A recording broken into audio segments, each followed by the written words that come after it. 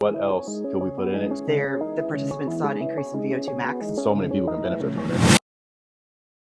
What's going on, guys? This is the first episode of Strongbull podcast. I got Rob and Wendy with me. We are the founders of Cerus Performance. We want to bring you guys a lot of the behind the scenes things, like why we created certain products, the workout templates and whatnot. I think it'll be, something cool to bring you all a lot of value and insight to, where we are now, why we do certain things and where we want to be. Start out, we're going to talk about our signature product. It's called Flow. We have two different versions of it, Flow and Flow Pro.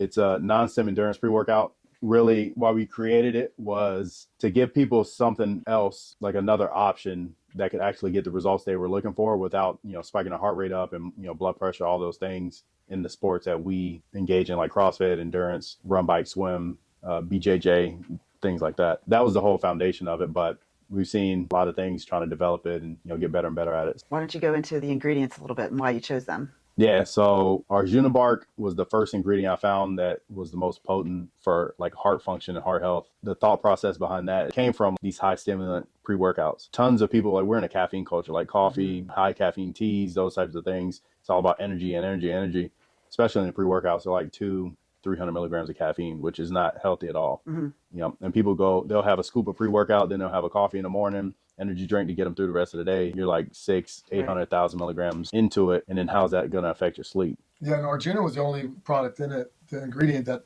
I've never even heard of before. Right. Yeah, when you brought it up to me. Yeah, it's like more on the Ayurvedic Indian medicine, overseas and a lot whatnot. of good studies on it too. Right. Yeah, there's one study in particular. It's a small study, but it shows some promise where when Arjuna is paired with ashwagandha, which we have both of those in Flow, the participants saw an increase in VO2 max. And that's consistent with what we've seen in testing two athletes. Right. And then now Cal State University at Monterey Bay is actually going to do a formal study for us on our product coming out hopefully in the fall. Yeah, we've been waiting on that for a Yeah, while. we've been waiting for years. All the red tape. Right. Literally Almost 2 years. Yeah, but at least we know it'll be structured correctly. Right.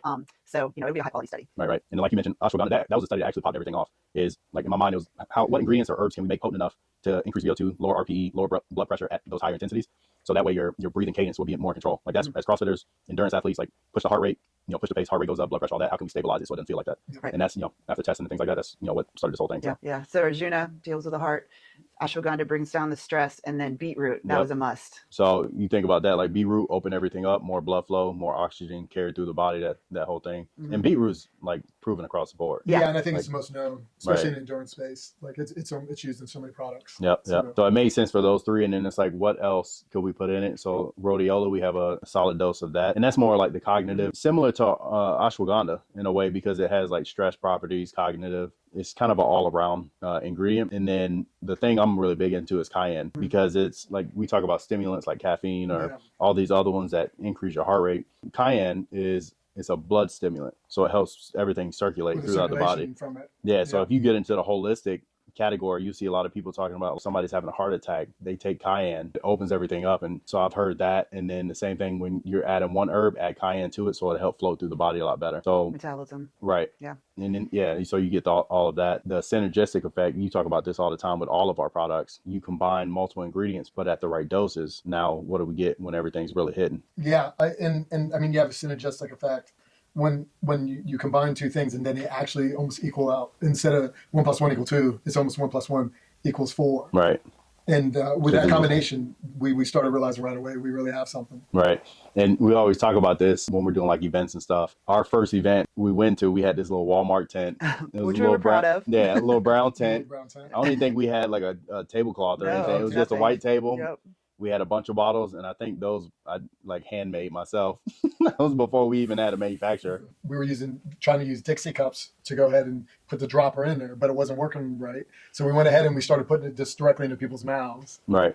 And then had them take it before a workout, and then they were coming back to us, and they said they really felt something. And then that first day we sold, God, I forget how much we sold in product, but we knew we had something. Right. Yeah, I remember Wendy, she hit us up because we were looking on Shopify. I think we sold like 20, 25 bottles, something. Yeah, she's like, you guys are doing great. Right. And now like our goal is to get 25, 30 bottles a day. Yeah. Like we're able to do that. Like I remember when we had days of 0 sales online because we were trying to figure it out. And just one product. Right. The whole time. The most exciting day was when we ran out and everybody was hitting us up. When is it going to be in? When's it going to be in? It finally arrived and we had, I think, over 200 orders to ship out. Right. The three of us just, slapped them all together. Yep. One thing I wanted to bring up is you guys, or Rob just said, they felt it. But I think what we try to get across to people is it's not like the pre-workout you're going to feel like it's not that jacked heart rate from like a bodybuilding type pre-workout.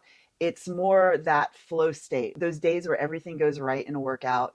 You can kind of almost think about the sights and sounds and smells, and you're in that tunnel vision and just you're pacing perfectly, and that's more the feeling.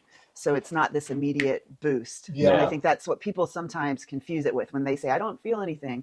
And then we'll have them do some sort of a test, like, do a baseline test on a skier, 1,000 meters, not on flow, take it for 2 weeks, retest. And then you see if you. Yeah, I always explain, you always hear me when we're at competition, explaining to somebody about it. And like when your heart rate goes up, your breathing becomes labored, and it kind of goes hand in hand. So on it, what you feel is your heart rate's going to go up, and that you do want it to go up.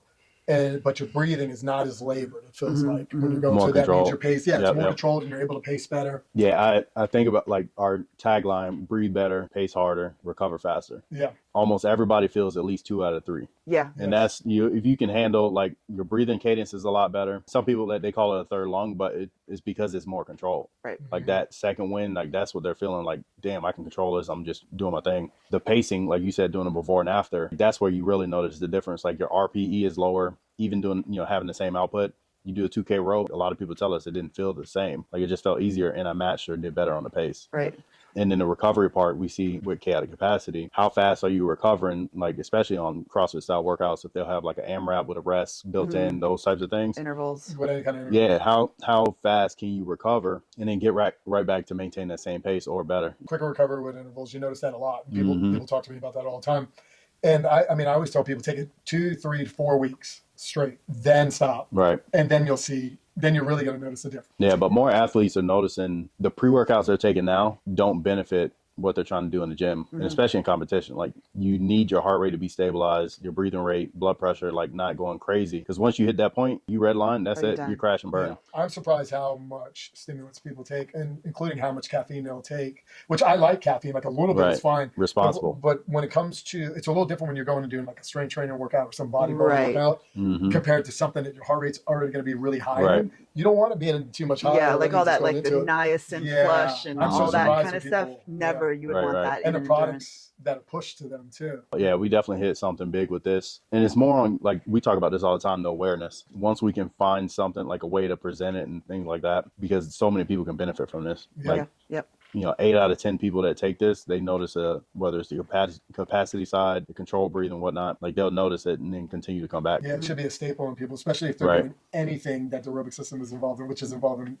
damn near all sports. Everything. Well, and the coolest things are, like, we have David Hale. He's an older gentleman who's a major endurance athlete, does ultra marathons, marathons, and he has partial lung capacity because from some of the illnesses he's had, and he loves it. We've had people email us and telling us that they are off their inhaler now. It's all anecdotal comments. Same thing with the COVID situation. Huge, but there's enough to be able to provide that to people feels great. Yeah, when there's enough of them, and you hear that like trend over and over, like, okay. Yeah. Right. Yeah. And that's something, like, we don't go out there promoting it that way. No. But it feels good to us knowing that, like, damn, our product is the inhaler side. Like, how many people at Wadapalooza that walked up to us, I have asthma and this and that, try it. And they go out and come right back. Like, I love that stuff. Yeah, when people ask, they're like, can it do that? I'm like, it can do that. Right. But that's not what we promote. Exactly. Right. We want to enhance the cardiovascular system to just be, maximize it for every workout. Yeah. Endurance in a bottle, CrossFit in a bottle. Yep. Yeah, that was the original performance and health in one supplement. All right, y'all. It's really episode 3 of the podcast, but the first in our podcast studios. The next supplement we'll go over is Renew. So stay tuned for that one. It's a new launch, a hybrid collagen blend, wild caught marine collagen. So stay tuned for that.